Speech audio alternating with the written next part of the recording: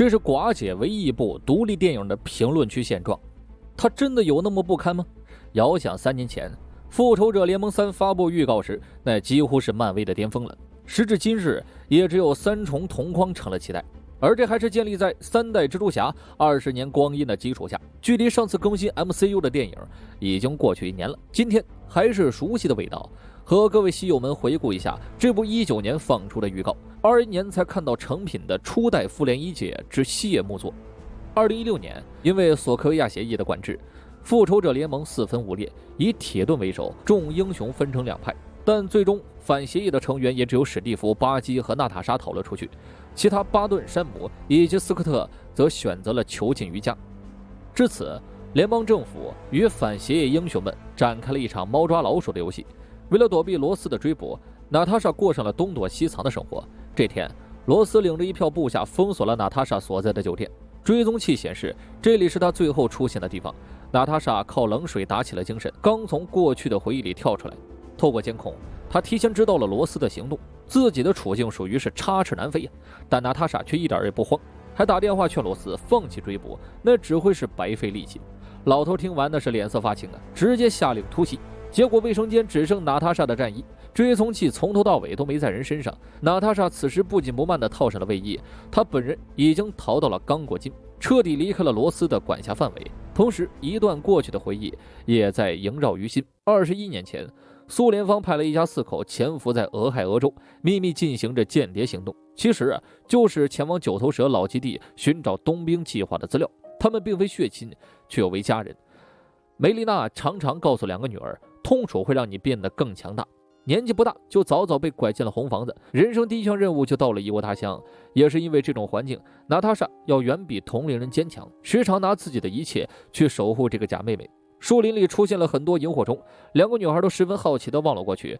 梅丽娜便给孩子们解释了生物发光这种化学反应的现象。娜塔莎看得出神儿，小女儿叶莲娜只有6岁，却已经跟着假家人生活了3年，心中一直以为爸爸妈妈姐姐就是亲人。而这平静的间谍生活马上就要结束了。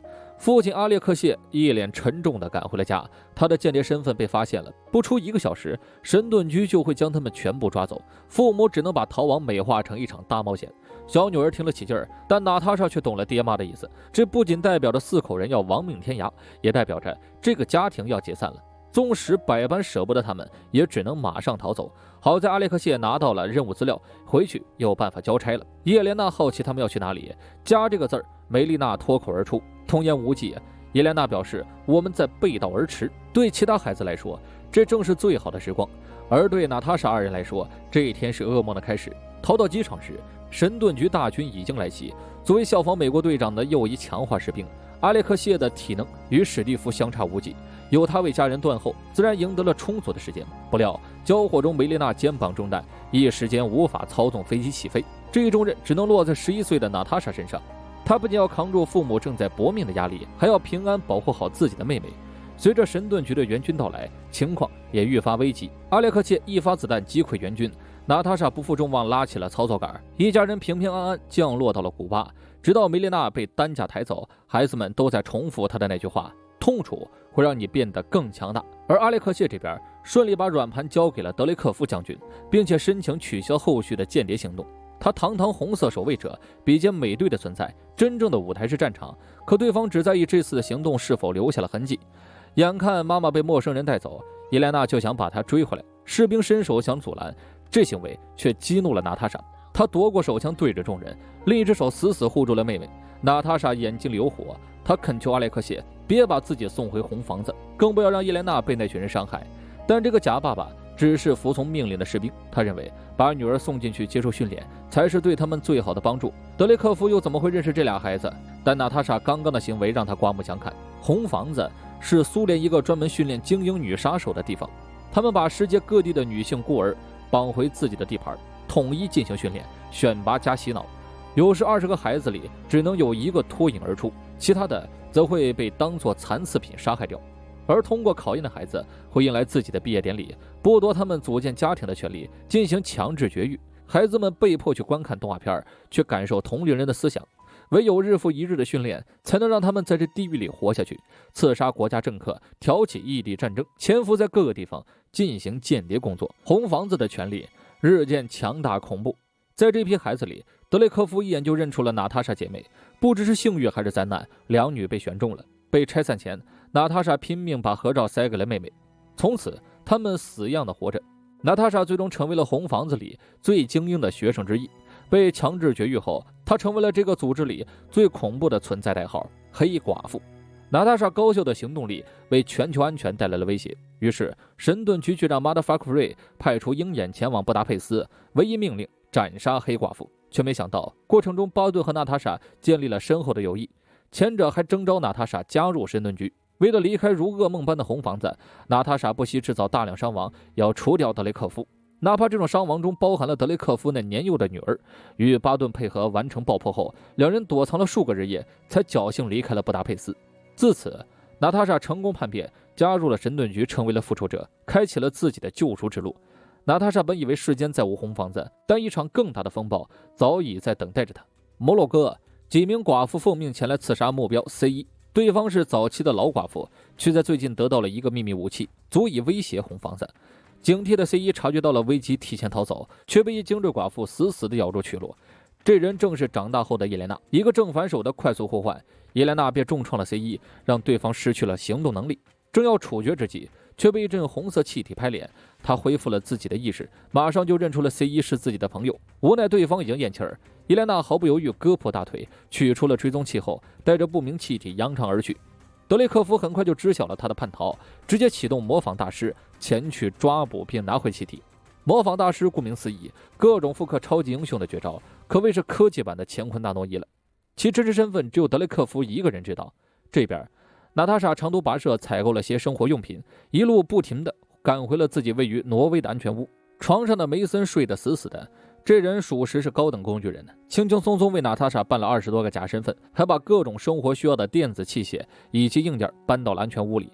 布达佩斯那边的房子，娜塔莎长期不在，梅森就把它租给了别人。那租客还寄了一堆垃圾过来，娜塔莎想都没想就扔进了后备箱，抽空再扔到城里的废品站。看着这金色染发膏，他最终放弃了，吃着零食看起了007天空城。梅丽娜的扮演者雷切尔维兹正是刚刚卸任007丹尼尔克雷格之妻。这边娜塔莎正看得津津有味呢，发电机突然就故障了，没辙，她只能启程去城里找燃料。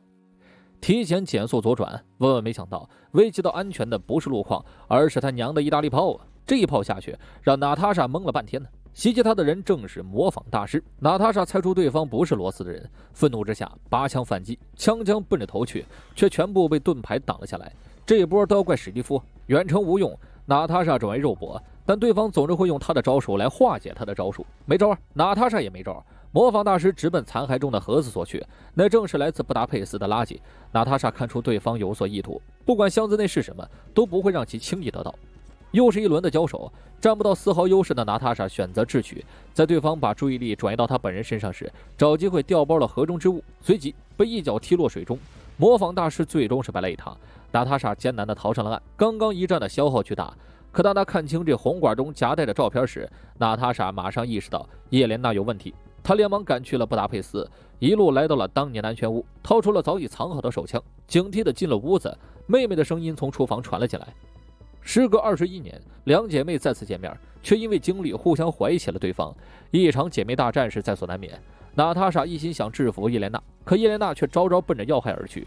如今的娜塔莎是复仇者，而非是红房子的杀手，所以她通常不会带着杀意去攻击对方。两人最后以休战告终。没有跟妹妹解释监控的事，娜塔莎直接拿出气体，目的明确。叶莲娜也没有废话，那东西是中和剂，能够解除红房子的精神控制。寄给姐姐的原因也很简单，娜塔莎是她认识的唯一一个超级英雄，她想让复仇者去端了红房子。看到姐姐背后的伤后，闭上了嘴，清楚娜塔莎过得也并不好。但娜塔莎顾不得疼痛，她一脸问号地看向了叶莲娜。红房子不是被毁了吗？我亲手炸死了德雷克夫。为此，他和巴顿差点还栽在布达佩斯。看叶莲娜的表情，娜塔莎知道红房子仍然存在于世，脑子突然变得一团乱。可敌人不给他们时间，寡妇们顺着中和剂找到了这里，想用家里的机关逃了出去，却没想到楼下也重兵把守，他们只能反其道而行之，往高处跑，借助烟囱避开追击。过程中，一名寡妇摔成重伤，娜塔莎也跌跌撞撞到了1楼。她试图帮助对方处理伤口，但德雷克夫远程操控这名寡妇自杀了，断腿就失去了价值。娜塔莎见状，眼神冰冷。种种迹象证明伊莲娜说的没错。很快，模仿大师亲自追来，两女驾驶摩的穿梭于大街小巷，成功摆脱了体积庞大的装甲车。红房子只能派出同等大小的载具继续追击。无奈之下，姐妹俩只能是开启 GTA 行为，一个车门阻断了摩托车手前进。一口气还没松下来，模仿大师的装甲车就杀到了。现在收看的是《给他爱5》线上实况。未雨绸缪的娜塔莎连忙让妹妹系好了安全带，模仿大师一发爆炸键，让他们人仰车翻。这安全带就关键了，但是这车里没炸气囊就给差评了。伊莲娜受伤一路流血，两人利用成龙快乐踢迅速拉开了跟模仿大师的距离，并一个鹞子翻身躲开了飞盾的致命一击。下次请务必来中国的电梯试试啊！模仿大师顺着血迹追到了地下，但娜塔莎他们其实躲进了通风管，这也是他曾经跟巴顿的栖身之处。叶莲娜这才告诉了姐姐模仿大师的存在，此人专门解决德雷克夫的要事，并质疑他当年为了刺杀德雷克夫而殃及亲女儿。那时的娜塔莎一心想着离开红房子，为了这个目标不惜放下底线。当年所做的一切，如今要拿一生去救赎。红房子依旧存在，没有人知道它到底在哪儿。据叶莲娜所说，每个寡妇进了红房子都要注射镇静剂。德雷克夫为了安保不惜手段，他还调侃姐姐的身份，万一真的被红房子给杀害了，复仇者们会给他复仇的，特别是每次登场的 pose， 中二到叶莲娜无法直视。娜塔莎解释的是，那中二 pose 的出现时，意味着自己在摆脱职业杀手的身份。妹妹心里很不痛快，娜塔莎一直把复仇者当作家人，却没想过这21年间联系这个假妹妹，甚至大言不惭说自己在做好事。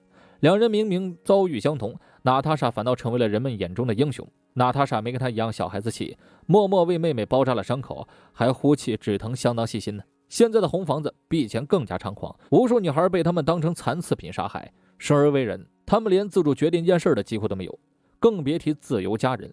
了解家人，两姐妹其实身世都很悲惨。娜塔莎被母亲当垃圾一样丢了，伊莲娜甚至连出生证明都没有。不过她自己伪造了一个假的身份信息，仿照当年俄亥俄州弄了一个一家4口，父母健康，姐姐是个老师，还有一个姐夫当装修工，生了个胖儿子，生活穷但是美满。这是她幻想中的姐姐该有的生活。而娜塔莎无法掩饰的笑颜证明她同样渴望这样的生活，但那终究只是幻想。娜塔莎突然严肃了起来，叶莲娜马上就悟了，复仇者这是要去伸张正义，反正他也无处可去，不如拼死一搏。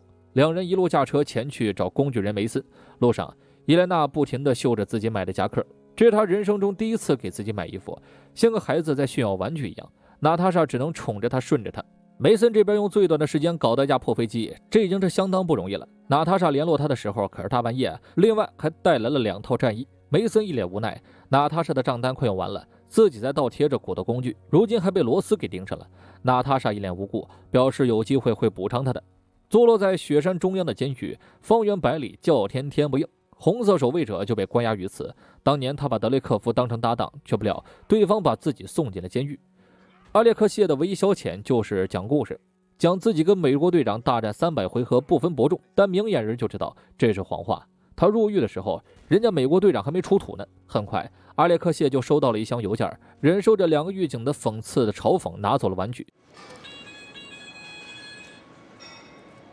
下一秒，脑壳崩开，一个耳塞出现在玩具内部。阿列克谢悄摸戴上，马上传来了一个女声，指引他低调点去南门。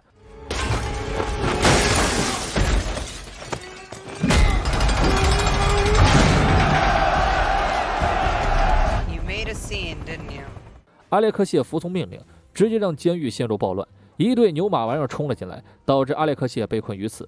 娜塔莎见状只能亲自出马，有他和叶莲娜的帮助，狱警完全无暇顾及阿列克谢。可妹妹一发阿脾气，直接导致了雪崩，牛马们连忙往屋里跑。千钧一发之际，娜塔莎也拉住了阿列克谢，3人算是顺利逃生。阿列克谢10几年的堕落，超级血清都救不了他。俩女儿轻描淡写的说了说红房子强制绝育的过程，让阿列克谢头皮发麻，不敢再听了。而他忘记了21年前自己亲手把女儿们送进了红房子。说起正事儿，阿列克谢也不知道红房子到底在哪儿，自己还被那个畜生送到监狱度过余生，想想就气不打一处来呀。阿列克谢认为梅丽娜清楚位置，毕竟他是红房子的老人物，如今依然可能在为红房子效力。想到这儿，众人平稳降落，前去寻找梅丽娜。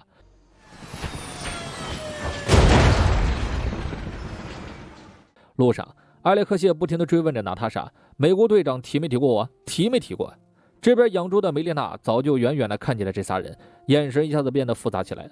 昔日的一家四口再次见面，互相难免心生警惕。娜塔莎死死地盯着梅丽娜，生怕她搞出什么幺蛾子。但娜塔莎其实多虑了，阿列克谢拼了老命穿上了曾经的制服，活脱脱一个不倒翁啊！两个假父母还习惯用家长的语气去管制他们，但娜塔莎和叶莲娜早已不是当年的小女孩，家庭关系略显生疏。梅丽娜养的猪叫阿列克谢，阿列克谢说做就做，梅丽娜控制着他的意识，不让阿列克谢呼吸，阿列克谢就会憋死自己。这就是红房子的控制力，用化学手段掌控权力。娜塔莎再也忍无可忍，直接怼脸骂这对假父母，都是假的关系，装什么亲近呢？她从小就知道这一切都是被安排的，可叶莲娜却被真正的伤害了。当年她执行任务时只有6岁，等于是3岁就加入了这个家庭。对叶莲娜来说，爸爸妈妈姐姐都是真实存在的。她几番话让餐厅里的众人都沉默了。娜塔莎最终决定靠自己端了红房子，反正自己就是一个弃婴，一个人反而更好。此时梅莲娜突然说出了一个真相，娜塔莎并非是遗弃的婴儿，而是一个被评估婴儿遗传潜能的程序选中的。换句话说，是红房子强行带走了她。生母一直在寻找娜塔莎，娜塔莎的性格也完全遗传了她。可最终德雷科夫杀了她，死因仅仅是因为一个母亲渴望找回自己的孩子。这个真相让娜塔莎十分痛苦。她瞥见书柜里的相册，那是21年前梅丽娜偷偷从俄亥俄州带出来的。她同样没有过选择人生的权利。不管4人是否愿意承认，这个假家庭都是一生最好的时光。梅丽娜很想知道是什么支撑娜塔莎活到现在的，而娜塔莎的回答却是 Pain only makes us stronger. Didn't you tell us that? What you taught me kept me alive. 可惜啊，这真诚来得太晚。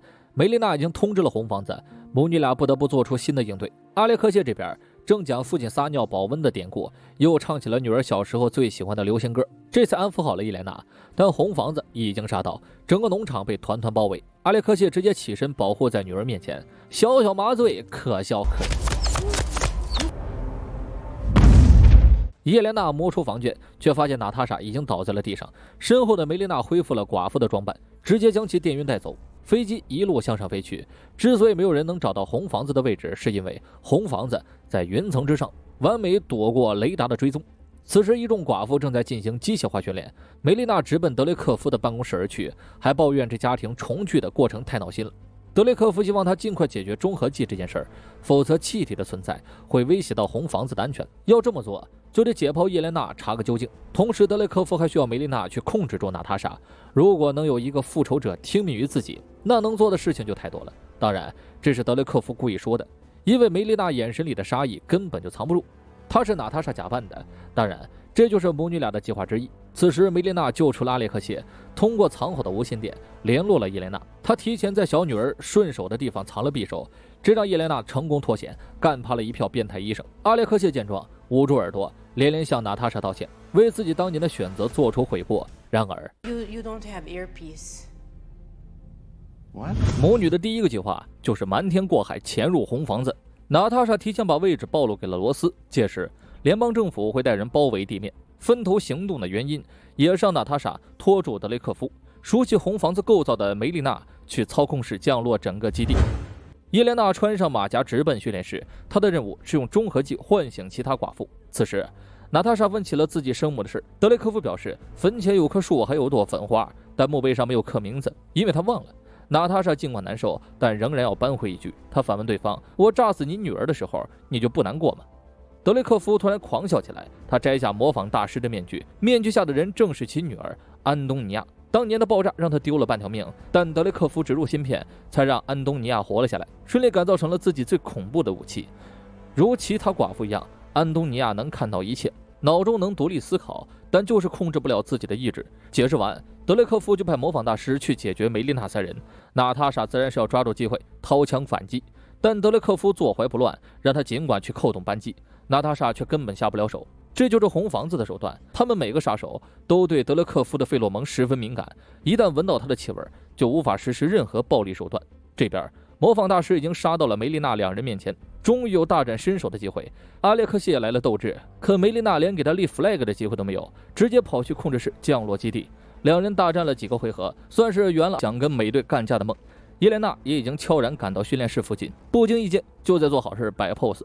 众人的一切行动都在德雷克夫的监视中，他只需要滑动几下平板电脑就能杀了所有人。娜塔莎利用德雷克夫的自负性格，故意激怒了他，气得男人接连几个塞炮轰在了娜塔莎脸上。娜塔莎还嘲笑他出身娘们阶级。德雷克夫这种人是最无法容忍别人轻视自己的，他果断中计，展示了自己的寡妇网，全世界都潜伏着他的寡妇。这些资源让他拥有绝对的权利，一声令下，石油和股票就会崩溃，1/4的人口就会挨饿，能摧毁一个帝国，也能重建一个帝国。这便是红房子的力量。如今他要掌控身为复仇者的娜塔莎，到时候自己便不用躲在阴影。有过智斗洛基意识后，娜塔莎的任何情绪表演都不能相信，正如现在，他从头到尾都在演戏。德雷克夫总算把红房子的核心说了出来，包括寡妇网这个数据库如何打开，而这也是母女俩的计划之一。费洛蒙的事，梅丽娜提前告诉了他，屏住呼吸是无法阻断嗅觉感知的，唯一的办法就是切断神经，暴力点就是砸断鼻子。娜塔莎果断这么做了。失去嗅觉的那一刻，她暴打了德雷克夫，但这家伙还是在最后一秒呼叫了援兵。与此同时，梅丽娜也被团团包围，进退两难。她佯装投降，却突然开枪，榴弹让其中一个引擎彻底摧毁，就是说红房子一会儿要坠毁了。伊莲娜接到消息后，狂奔到训练室，但里面一个寡妇都没有。娜塔莎这边正在暴打德雷克夫，一众寡妇就杀进了房间。接到的命令是让娜塔莎死得痛苦一些。娜塔莎面临了和之前一样的遭遇，无法对这群无辜女孩下手，但对方又招招奔着要害攻来，甚至不讲武德玩起了拳踢。娜塔莎毫无招架之力。就在这时，伊莲娜炸碎了中和剂，红色烟雾劈头盖脸一顿扩散，直接唤醒了所有寡妇的独立意志。他们什么都知道，所以娜塔莎让大家离开红房子，从此可以自己为自己做决定。基地的爆炸仍在持续，阿列克谢这边仍然没有战胜模仿大师，被顿东组合打得满地找牙，还是梅丽娜赶过来联手将其关了起来。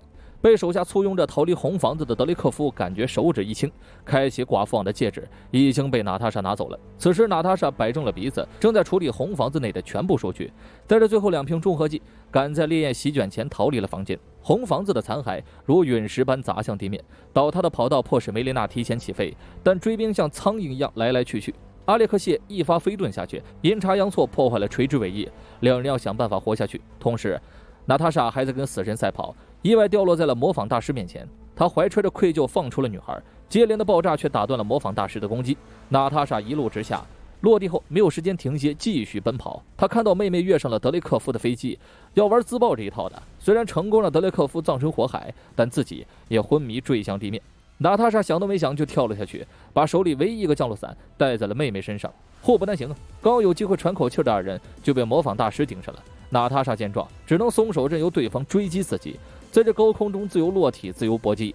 凭借模仿大师的降落伞，2人狼狈落地，马上又扭打在了一起。对于安东尼娅，娜塔莎更多的是想拯救，所以她毫不犹豫拆开面罩，一拳打碎了中和剂，这才让安东尼娅摆脱了控制，还给这无辜女孩真正的自由。直到现在，他们才算是真正消灭了红房子的存在。4口人各有伤势，但都没有生命危险，也让娜塔莎意识到了自己除了复仇者还有其他家人，她并不是孤身一人在世上。如果这个假家庭的关系都能修复，那复仇者联盟同样可以。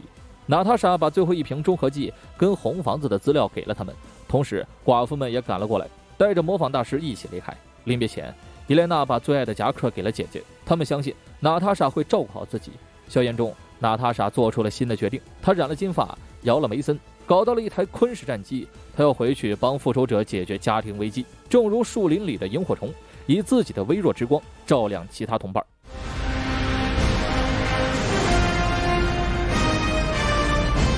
关于娜塔莎后面的故事，每个人都清楚了。她回到了复仇者，与家人们齐心协力对抗灭霸。为了拯救宇宙1半的生灵，娜塔莎以命换来了灵魂宝石，还清了欠下的所有血债。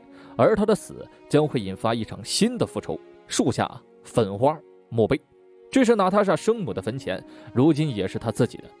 叶莲娜来看望姐姐，可不管怎么呼气，姐姐都不可能回来了。正当她悲痛之时，瓦伦蒂娜给一边玩命的擤鼻涕。此人带来了一份资料，那是杀害娜塔莎的人鹰眼克林特·巴顿。关于挚友与至亲的大战，近期上线的鹰眼独立剧集将会揭开。关于黑寡妇的口碑，我想其实可以理解各位的不满。钢铁侠2寡姐初登场之后，从一个杀手变成神盾局特工，在之后成为了复仇者，这之中的改变我们肉眼可见。她的存在往往都意味着可靠，能是撬开洛基嘴硬的间谍，也能是为团队成员擦屁股的黑寡妇，也是能牺牲自己换来宇宙生命的复仇者。